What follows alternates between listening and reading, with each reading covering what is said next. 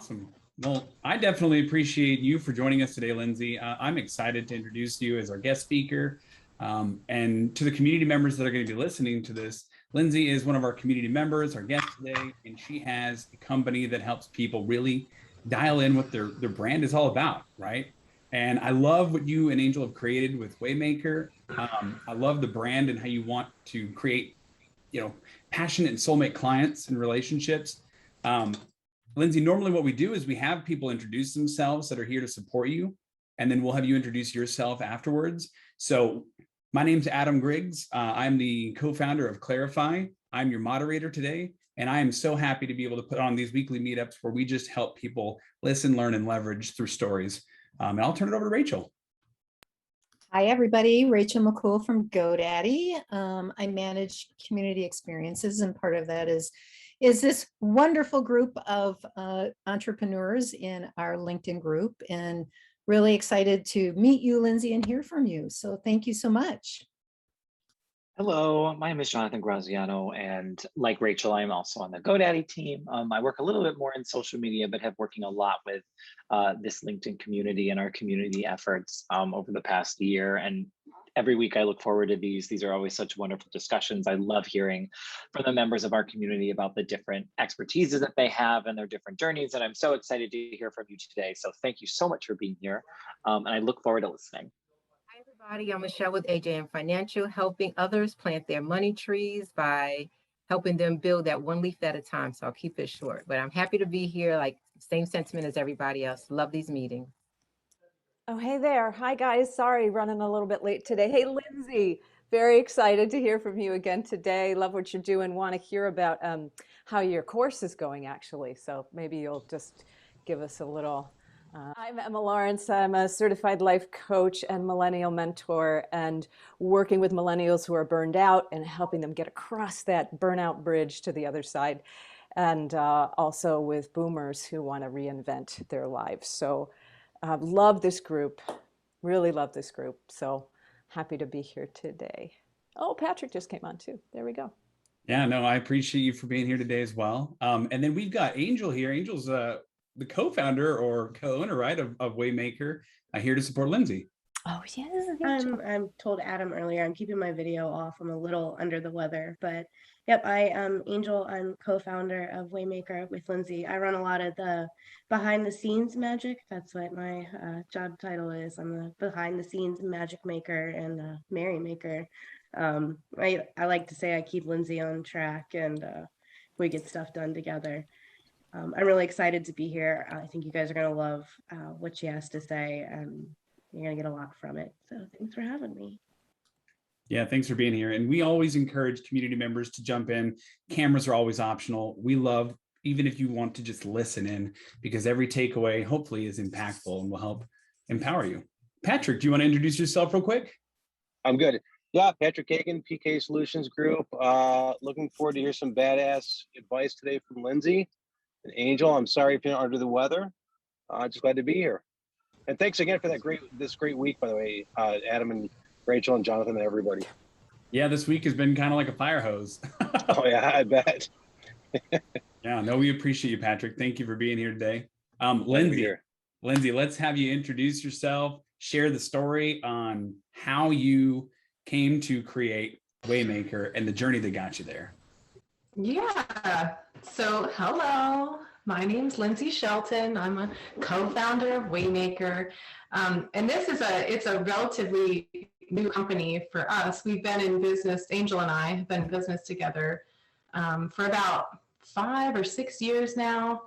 But we just relaunched. We did that typical small business thing where my husband had a company, and then we kind of like piggybacked our services on the services that he offered, but they were like totally different. Like he did real estate and we do business like development. And in the past for a long time, what we did was websites.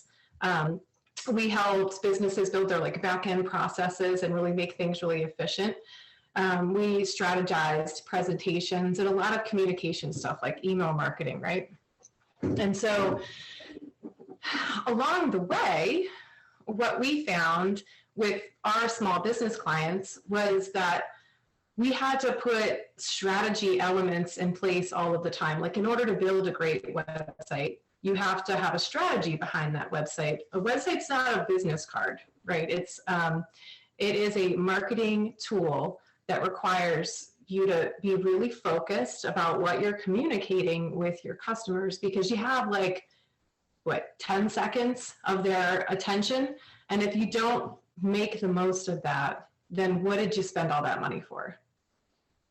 You know, and it would happen over and over again that our clients really weren't ready for us. They didn't have a brand strategy in place.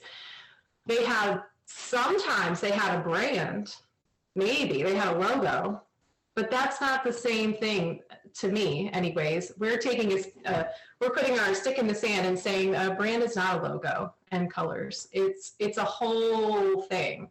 It's a whole approach to the world. It's a vision and a transformation that you cast for your customers, which means that it has a particular voice.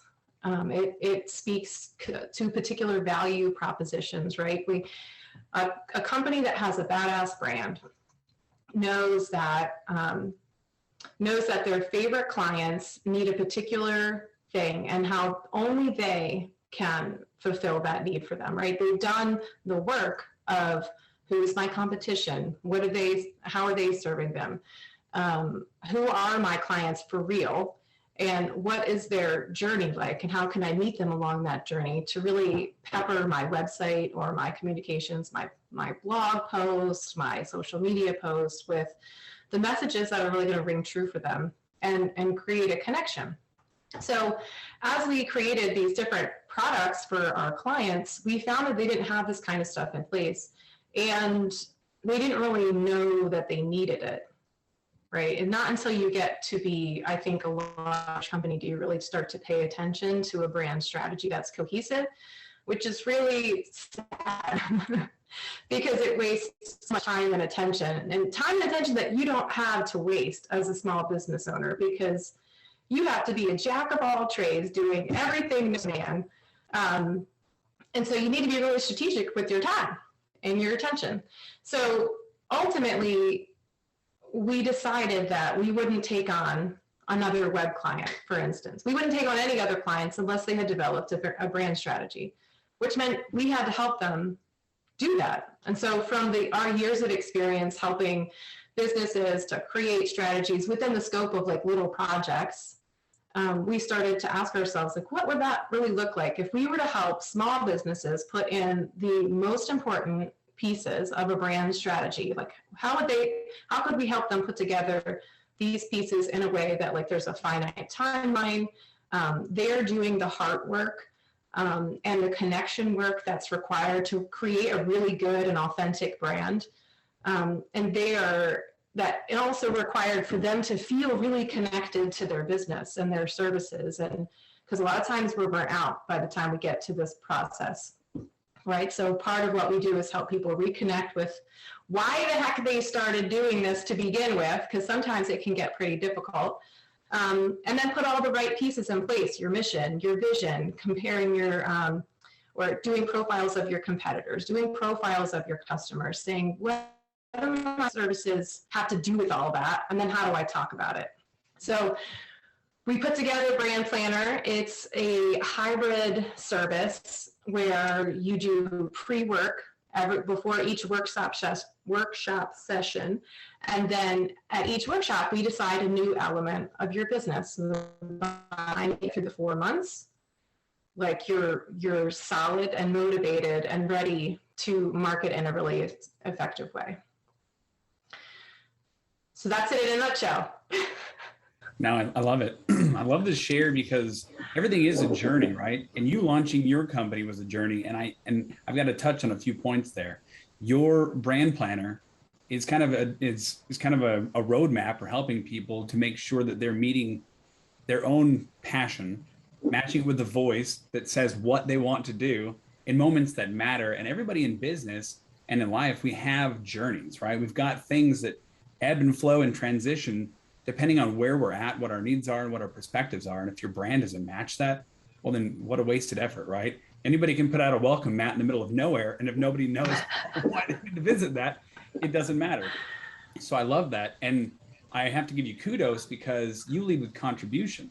I mean, I jumped on one of your discovery sessions for Brand Planner. And just in that little 90 minutes, like my mind was blown because there's so much you don't think about when you're creating your brand, right? We all give life to what we want as a business and what we think is our passion, but it's often like we're taking this wide approach and we haven't really documented what our voice really is, and everything has to come with context. I love that.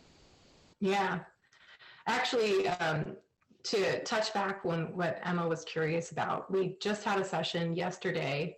It's session 3 of Brand Planner, where by the time they get to the session, they have they've profiled their customers. So the session before, we strategize, who the heck do we profile? Like, who is our niche, right?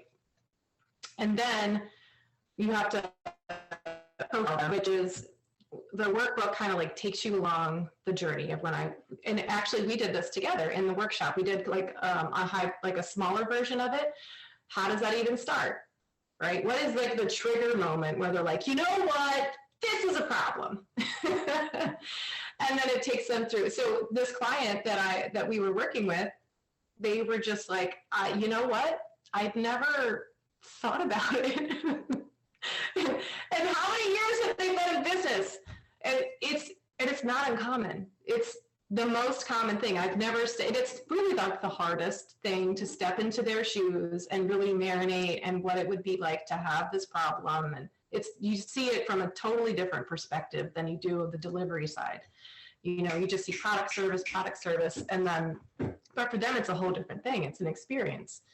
And so when you do that, there was totally aha moments there, you know, in that call, they realized who they were actually marketing to, what was important to them, that their client that they had never considered before. And then we found the gaps in their marketing. We took all like the pain points that we found along the way and asked, are we doing a good job of communicating this benefit or answering this question or overcoming this obstacle?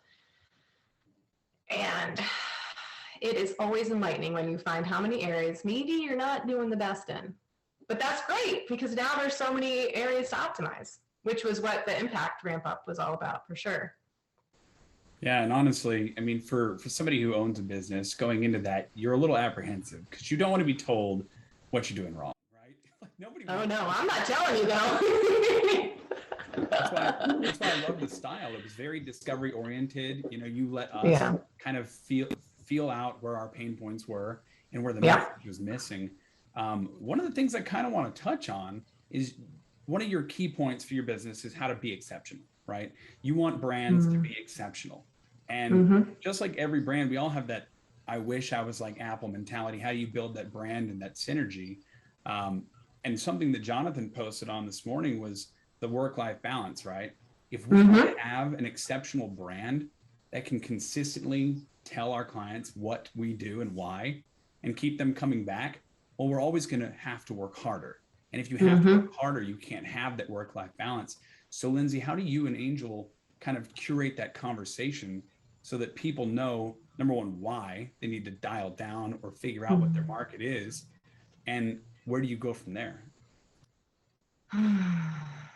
The conversation of work-life balance, of it being exceptional. Well, so one of the things that we do, actually I did an interview with Chip Bell about this in particular, like a whole interview series. I haven't published it yet, but it always came back to, like every speaker that I had, they would have a tip, but then it would always came back to listen to your customer, right? And so one of the things that, I mean, obviously what my clients just did yesterday was they went through the customer journey and that profile, which is enlightening in its own right, because a lot of times we haven't taken the time to step into their shoes, which means along the way, you don't see the opportunities to make it exceptional because you didn't realize that it was like even like a pain point in the journey. So we have the pain point of the problem that they need solved, right? We want them to buy our service, but along the way, there could be You know, it could be a pain point of your website isn't clear enough. Like there's nowhere for me to click buy. And so it's a way of like, even if your service is exceptional, your experience is not exceptional because there's like a friction. You've given them a headache that they didn't really need to have. So it always depends on your company. And when you start to get closer to their journey and you start to listen and ask for feedback, you find easy ways to improve that. One of the interviews that I did, this is like a great example. I love him so much. His name is Doug Dosberg, and he is the owner of Hey Taco. And Hey Taco is a peer recognition software that is attached to Slack or Microsoft Teams. And it's a way for you to acknowledge your employees or your like people you work with by giving them tacos. So it's already delightful. But when you sign up to be his customer, he has little taco stationery, and he writes a thank you note, and he sends it to you in the mail, and you get a little taco. And sometimes it's just like these little pieces of delight that make it exceptional, right? Because his business model is to be fun, to be in relationship, to be grateful. And then he sends something that conveys his gratitude, that is fun, and it like totally matches his brand. So it takes his service to exceptional in my eyes. And I love the story. I mean, everybody loves tacos, so that's just already biased. I know. I feel like he's cheating. Playing with cheat codes. I love it. It's that little extra step. It's the reasons why people want to be a brand ambassador and come back, right? Nobody's going to go out and say, hey, I jumped on Slack today and my boss was really proud of me for jumping on Slack today. They're not going to go to their friends and brag about that. So how does the experience convey what you do and why? That experience is worthwhile sharing. Check out this taco I got for showing up to this meeting, and check out this thank you note. I mean, that's amazing. And I love something else you touched on the websites, making it easy for people to understand where and how they can create calls to action. It's important, especially for those of us that are in the service realm, right? We don't necessarily have a product that we can offer that you can just purchase out of a store. If you have a service, how do you create that call to action if you don't know how to convey it to your audience, you know, on your website? So I love that. Yeah, no, absolutely. And it's hard to get to that place. You have to, it comes back to the customer journey again, and mapping that is really important. But what you find is, especially if you do a couple of profiles, is that there will be like common threads. Our first client for Brand Planner last year was like a really difficult client, not in the sense that they were difficult, but that like I did not understand their business. They help you, and I'm not sure I can convey it still, even though people in their world totally understand. They do like data architecture and how to pull your data together so that you can create really deep connections within your data, right? And so as they did their profiles, what they found was that their clients really needed to trust them. They needed to trust them, and they needed to know that these guys were the experts. Okay, so as we you pinpoint these things within the profile, you can start to, make a list. Here's what my customer is really looking for. So what can I say to these points? Like, we're the expert. What we've done has been established in the world. So sometimes we need social proof. A lot of times we need social proof, right? And so you build that list, and then you could just add slicers to your website. Here's the first point. We wrote the book on data governance. And then you have a picture of all the books you wrote. But you have to strategize in that way, like what they're looking for, and speak to them right away. They were in particular looking for financial companies. So they spoke to the financial industry about data governance, and you just had to hit the points. Once you create the journey, you acknowledge all the things that are important to your client, and then it's just like it becomes algebra at some point. This plus this equals this. Great. which is what we really try to do, is like break it down in a way that sometimes people arrive and in an understanding of their company and they don't really know how they got there. It's like becomes an aha that, whoa, we do have a purpose as a company. We do have a vision. How did we get there? Yeah. No, I love the algebraic example, because really we are the variable, right? And the variable is how do we insert ourselves into the lives of our clients and our community, and what effect is that going to have? And you can't just start with a logo. I mean, everyone wants to sketch a cool logo and think that that's going to carry your brand. But just like you said, if you don't know why you're doing something, obviously, you know, you're solving a problem, but why you're solving it has to matter. And if it's if you figure out why, it resonates and you start becoming a brand that's exceptional. I love that. And I love the way you map out the customer journey, because I think it is important to figure out where your successes are, where you're falling short, and having that social proof along the way is valid, because brands evolve, things change, and you might need to meet different needs as your services and your audience tends to grow.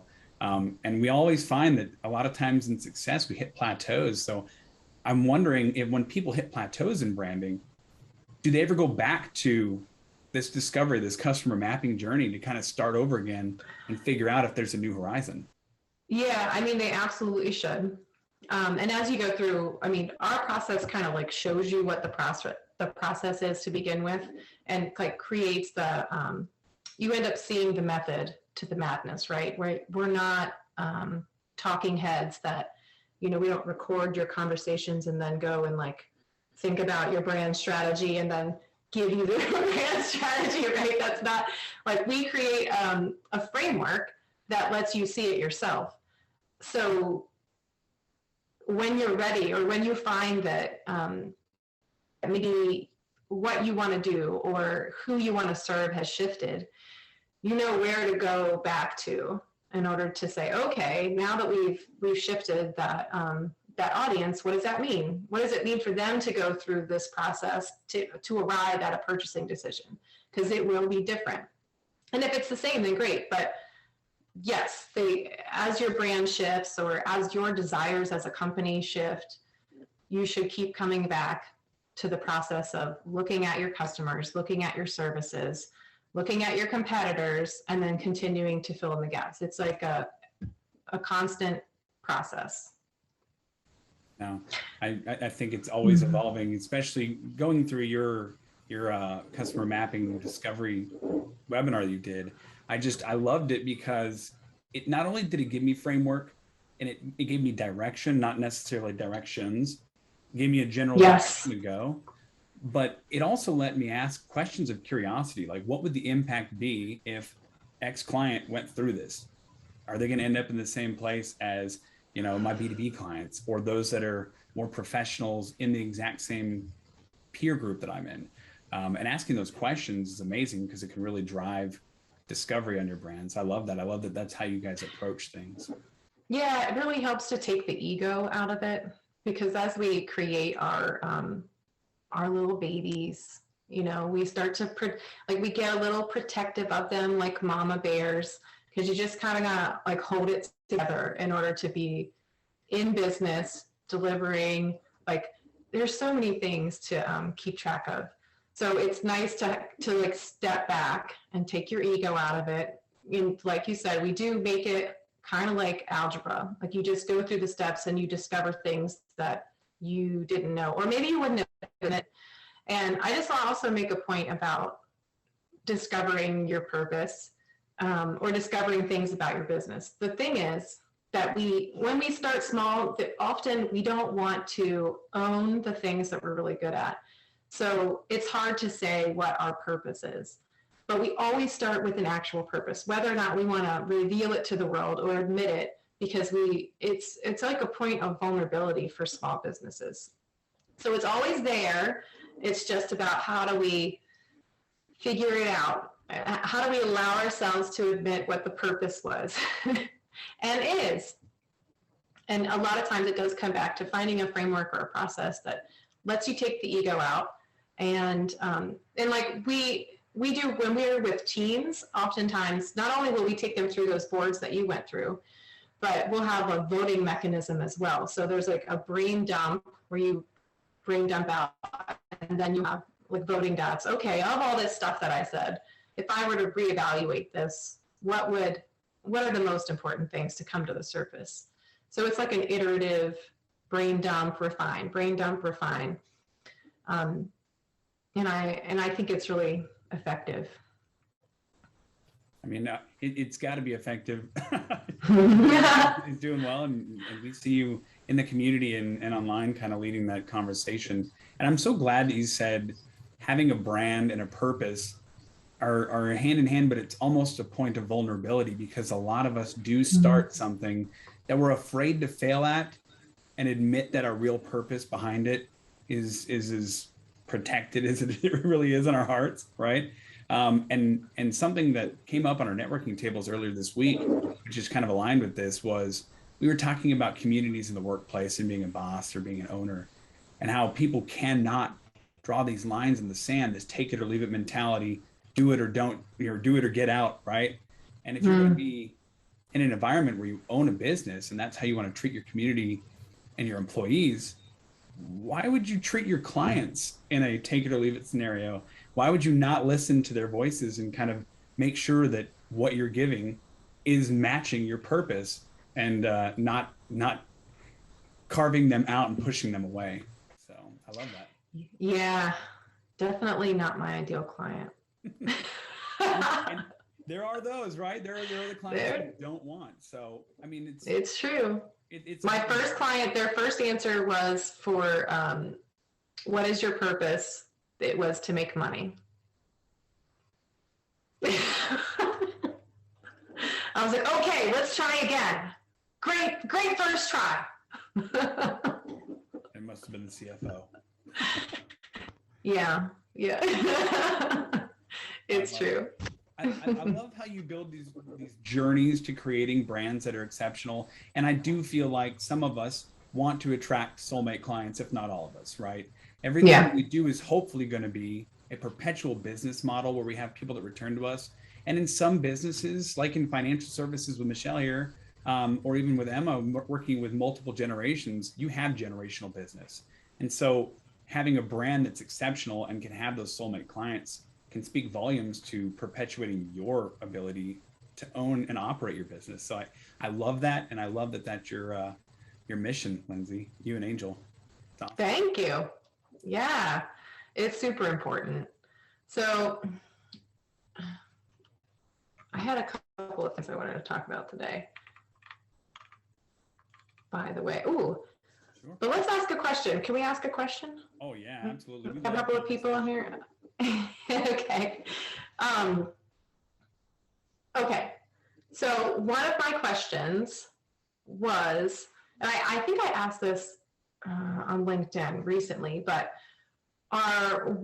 do you know, or do you feel like, all of you, that you get your favorite kind of clients? Just as a gut check. Like if you were really to think about it, think about the people who you're currently serving, what percentage, you say, would be your favorite kind of clients?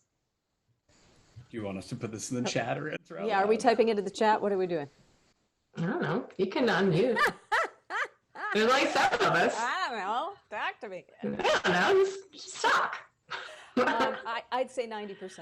I don't have as many clients as I want, but the clients I have are absolutely almost entirely the kind of clients I want. Perfect. So you can kind of like envision them and replicate them. That's a good idea. Clone my clients.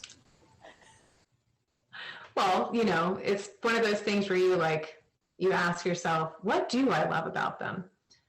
And then you can kind of start speaking to them in your marketing. So you must be doing a good job of that. What about you, Michelle? Opposite of Emma, I don't have a lot of clients there's one person I could think of that I told her she was my ideal client, and believe it or not, it was through an organization that I volunteer with. They were helping people in need and during the pandemic, and they were doing one-on-one coaching. She showed up every week and she did everything that I asked her to do. No questions, no. It's a beautiful thing. I forgot. I didn't have a pencil, none of that. I mean, she did and I'm just being funny. That's just me. But yeah, really, people do come up with excuses. Oh, I forgot. I had a meeting.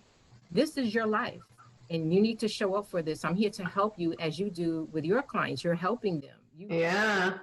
That discovery. So I feel like that if I could clone her 300,000 times, that's exactly what. Ooh, very good. Michelle, it sounds like you need to raise your prices.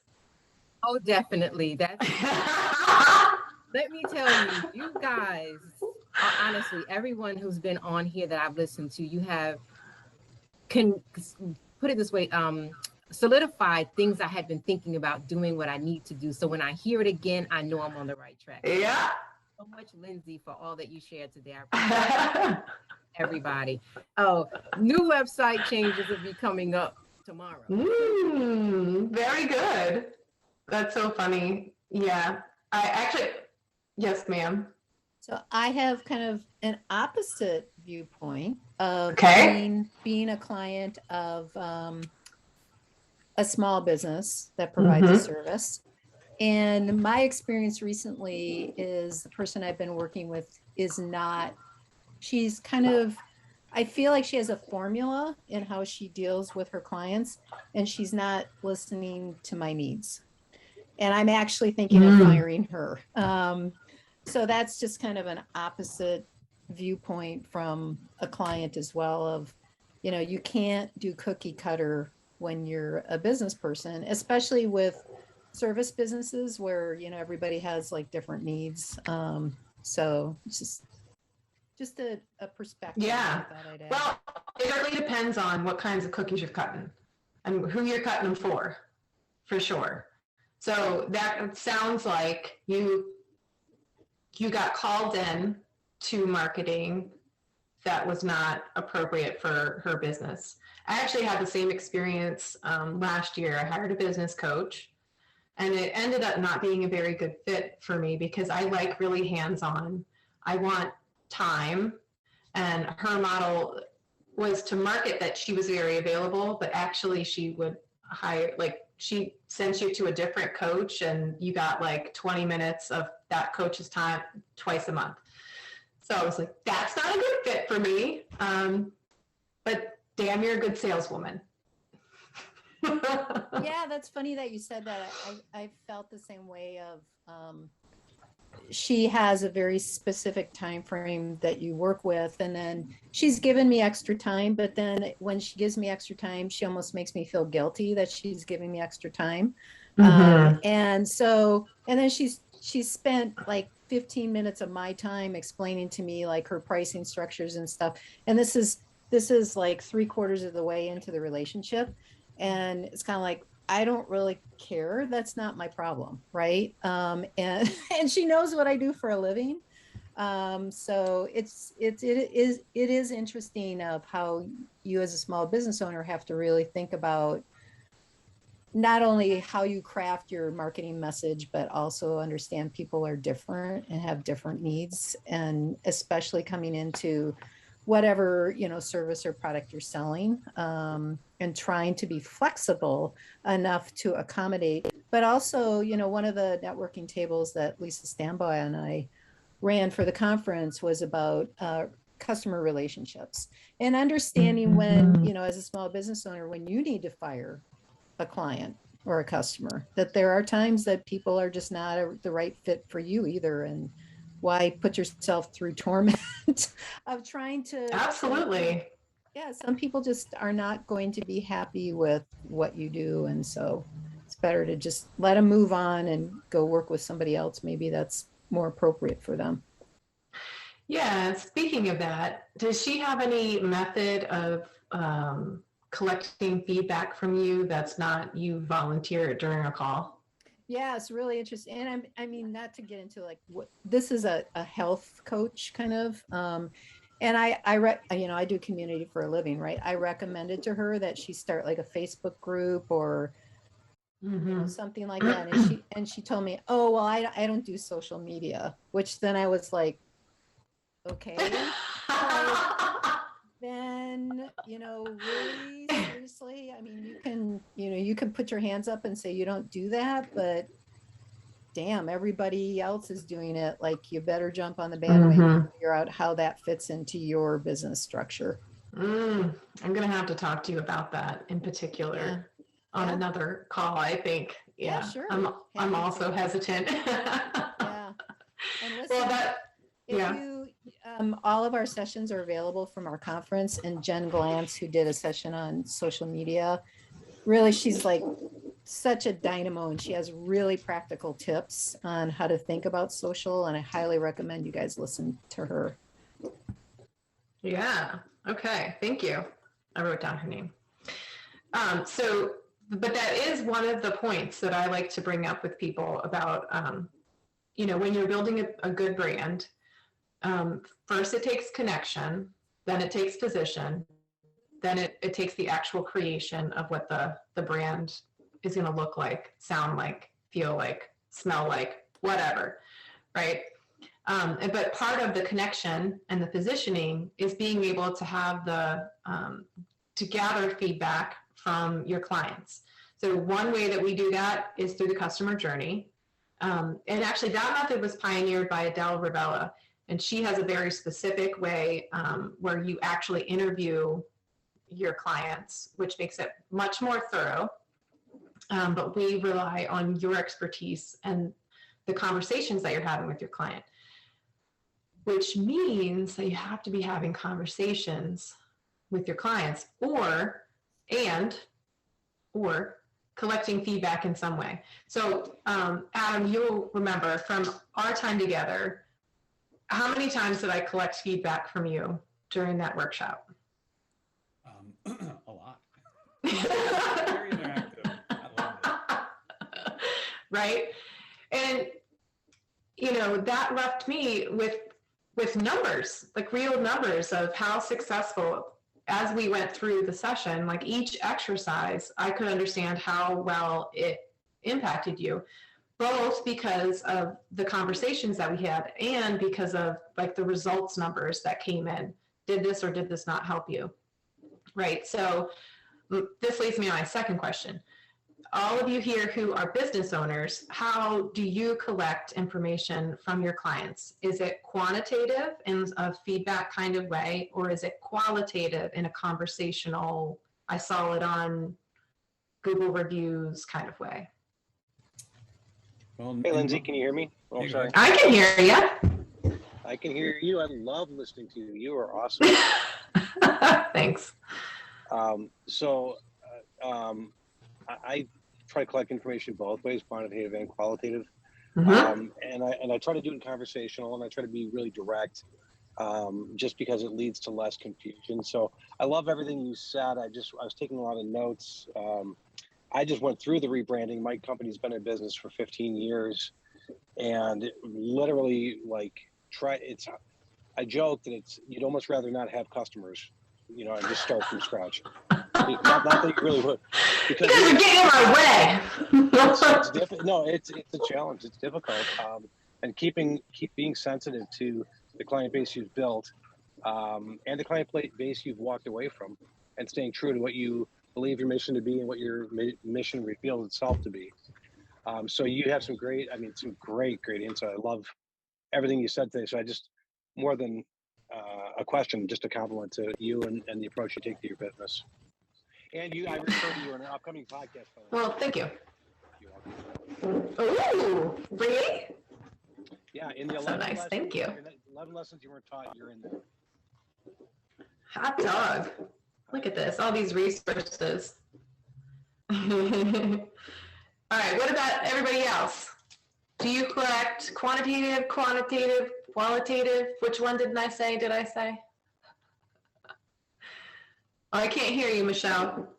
I was repeating what you said, but I want to say as well, because I tend to mimic, since I'm still new, to me, I'm still new at this and learning. I had to reach out to a lawyer because I wanted my privacy policy done correctly to add to the website, and I wanted a speaker's agreement done so there won't be any confusion when it's time to actually cut me a check. He sent me a client intake form. Now, because she's a lawyer and deals with different, areas, I saw some of it. I was like, wait a minute, I'm not going to jail. So, but because she might have to intake someone who needs that service, but it wasn't so specific to that, but it was kind of generic. So it was on there, but it made me make my own client intake form. So when someone contacts me, I want to know exactly what you're looking for, what you're trying to obtain, with your personal finances. So there's no confusion along the way. We're 3 months into this, and well, that's not what I asked you for, but I have it here in writing. We're going to keep talking this goal. And as we meet monthly, I'm learning through that conversation and getting to know more about you and what you like and the way that you work. So I can tailor that you're getting the best service from me and not just me collecting a check, because it really is about the service that you want to provide. Yeah, I love that. So you have an intake form that gathers important information for you, and then you listen carefully during your sessions. Love that. Emma? Yes, I have an intake as well, and I am listening as well. It is qualitative for sure. And then because I go in a cycle of every 6 weeks, then at that point, it is looking at the journey together, what the results were. What do you mean? Do you have a conversation about it, or do you send them a survey? A conversation about it, yeah. Nice. Do you have a certain number of questions, like particular questions that you ask, or do you have like a little just casual coffee chat vibe going on? I've done both. I'm getting more clear on the questions. It's gone from general toward more specific. Very nice. Very nice. What about you, Adam? In my environment, it's always been a very reactive relationship in the insurance environment, that is. Just kind of sidestepping my other thing we got going on. In insurance, it was always annual reviews. And then about a year and a half ago, or I guess it's been 2.5 years now, it's pre-COVID. Rachel, thanks for joining us today. Appreciate you. So about 2 years ago, I went to this conference where this motivational speaker / performance coach was up there talking, and he said, you all need to stop with the annual review. You need to stop calling it a check-in. You need to stop doing these reactive moments, because you should be having a relationship with your clients. And so you need to start having strategy sessions so that your clients know that it's a conversation. If you want to ask them a question, it's open. Call them and ask them a question. If they need to call and ask you a question, make sure you're available to answer their questions. And doing that, I put a few things in place where I've got a Calendly link now where people can just set up anytime they want to just talk to me, which allows them to give me midterm feedback if they're expanding their services or restricting or retracting some things. And then they don't feel like they're closed into this annual coulda, woulda, and shoulda done things the right way. So very, very conversational.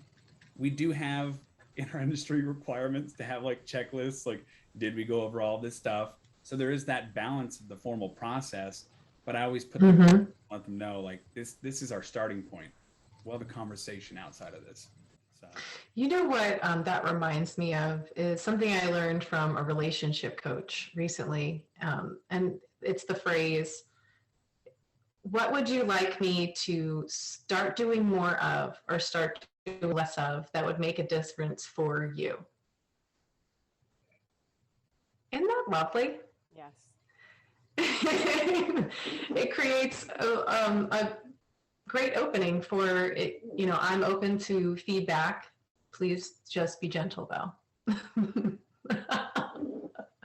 So for us, to answer for us, after in our workshops, we do mid-workshop check-ins, and then we do a final after action check-in, which is quantitative and qualitative. And then throughout the brand planner process, we should do after sessions. We actually don't have any, I mean, we get really deep into the questions, and there's a lot of qualitative feedback during sessions. You know, you can see the aha moments happening. But for the workbooks, the pre-work for each session, we do have a survey after each one, because we always want to know, and the questions are, how easy was this? How much time did it take you? How much did you enjoy it? Did you have any aha moments? And any other feedback you'd like to give us. But it helps us to gauge, like, if there gets to be any tension with how they're in, you know, nobody wants to do stuff that's not fun or takes too long or whatever. So for us, that's how because we do require the pre-work. We can't have a session without it. It, like, everything builds on it. So it's just a nice check-in for us. I'm trying to think of anywhere else we might collect it. Angel, did I miss any? I don't think so. No, I think you got them all. Ooh, one that we started doing recently, we didn't get them all, was after I started this new service someone told me. It's called Video Feedback, Video Ask, I think. And it lets you, it's so cute. You can take a little video of yourself saying, oh my gosh, thank you so much for stopping by to give us some feedback. I just have one question for you. Ask your question. And then they get the opportunity to either give you video feedback or write it down, which can be so cool on your website or to share on social media. So sometimes I'll send that one out. I have, like, the free account, so it's really, like, I kind of, like, brain dump on them. Like, just tell me all the things about it really fast. But I can see how, if you got really specific with your questions, like, it could be a really cool, like, video reel that you had on YouTube or that you put on your website. So I don't know, just a fun thing that we've kind of played with recently. But these are the kind of things that they become ways that we develop our products or change our services to become exceptional, right? So if I found that everybody was really struggling with the workbooks, I don't want that. Yeah, that's not how I want them to feel when they're going through our process. So it's just a little opportunity, Angel's telling me sprinkles, to, you know, change it up and add a little something different for them. And to the sprinkles point, Chip Bell, we interviewed him in our interview series, and he has this book called Sprinkles, and he talks about these opportunities to create exceptional moments. They're like the sprinkles on the sundae. Like, yes, you could have a sundae, but wouldn't you rather have a sundae that has sprinkles on it? Right? So just like these little, like, for me, it's Doug's hey taco, thank you cards. Like, I think that's the most adorable thing. A software company that sends you an actual handwritten thank you note. Like, who does that? You know? No. I love it. I love your share. I love the whole customer discovery journey that you've got set up over there between you and Angel. I think Waymaker is going to do some amazing things with new brands. Your approach is very disarming. I have to give you kudos for that. It is very, very frustrating and almost intimidating to think that you're going to discover your brand in a session, right? It's always and challenging. Emma, thanks for joining us today. And since we're at the end of our hour, I just want to give you kudos for that. And I've got to say, you know, everybody's sharing their story, right? We've all got characters in the story, and characters help either build the story and make it something that's valuable and shareable, or you're an antagonist. So make sure that your brand is giving you the right characters in your story and carrying you to where you need to go, which is your purpose, fulfilling that journey along the way. So I just love that, Linsey. Thank you for being with us today. Thank you for sharing everything today, and just opening up your world to us and to the community members. Thank you. Thanks for having me. It's been so much fun. Yeah, I love it. We got to do this again. It's very very enlightening. There's so much that we can learn from you. Michelle, last minute comments or kudos? Yeah, especially about the branding part. I'd written that down to share about, you know, how you come across and who you're speaking to. I was just going to make changes to my YouTube channel, and I learned from the GoDaddy event on Tuesday and something Linsey said today. So I know I'm on the right track to make sure people understand what it's about. Because again, you get hold on to that baby. I love the name because I thought it was cute. Tuesday Talks with Mimi. Who the heck is Mimi? Most people don't know who that is. It's a nickname I was given. So, you know, it doesn't speak to what I'm really kind of trying to convey. So that was one thing. And Adam, I did want to share with you some other stuff that I wanted you to add for tomorrow, because unfortunately I won't be there. So I can share that with you if, you know, if you can stay on for a few seconds longer. It's not much, but yeah, for the event, because it was really great. I know you were there. Were you there, Linsey? I wasn't sure if I saw your name on the listing. I was there briefly in the morning, like in the beginning part of it, and then I had to drop off. I had a full day. I really had high hopes of being there, more present, but I was not. But the platform looked super cool. I didn't get a chance to see Adam. I stopped in the first group and I ended up not leaving. Got enthralled in the as usual. And so it was absolutely awesome. I enjoyed it. It was not what I was expecting, but everything I was expecting. So I really did enjoy it. I'm looking forward to 2022 already. So it was good. That's so cool. We can definitely stay on. Linsey, before we let you and Angel go, is there anywhere we can send community members to connect with you that's going to impact and empower them? Yeah, so as you can tell, we start our workshops with I the Tiger. So I'm definitely like, let's just chat it up kind of gal. If anybody wants to have a coffee chat and just network, please just be in touch with me. I'm a real human being and I love to talk to other human beings. And of course, you can find us on hellowaymaker.com, where there's lots of information about the brand planner, or friend me on, or it's connect with me on LinkedIn to hear all my shenanigans, because I don't really update the site blog or anything like that, but shenanigans are on LinkedIn. Yeah, and we are friends. We're in the community, right? So I love it. Thank you for sharing everything that is in your world, Linsey, again. And I appreciate you and Angel for being here today. And we will definitely make sure that the community members connect with you, because it's impressive what you've got going on. So thank you. Thanks. All right. We'll talk soon. Bye. Bye.